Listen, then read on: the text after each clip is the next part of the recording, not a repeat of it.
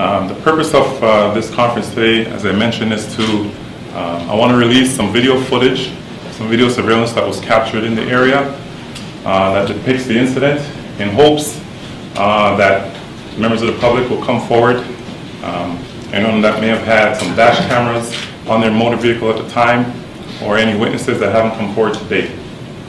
So on Sunday, April 17th, at approximately 1:30, Toronto Police Communications received multiple 911 calls for shooting in the area of Danforth and Coxwell.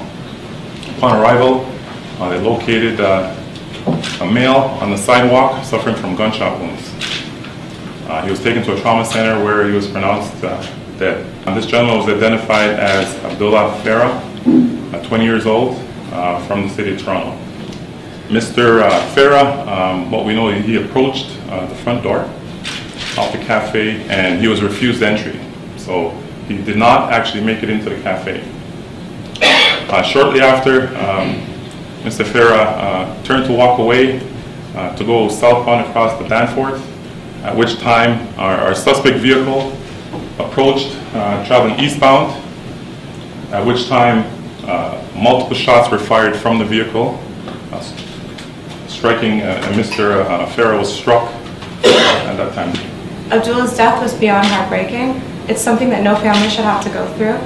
Unfortunately, it has become an all too common occurrence, especially in our city, and it's particularly within the Somali community. And almost all of these deaths go unsolved. Our brother was not involved in any gang activity, he was not known to the police, and he did not deserve to have his life taken so abruptly. He was my friend. Whenever I see him, he used to kiss me from here.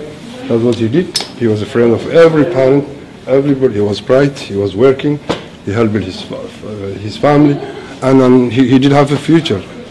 We lost him. This is very hard.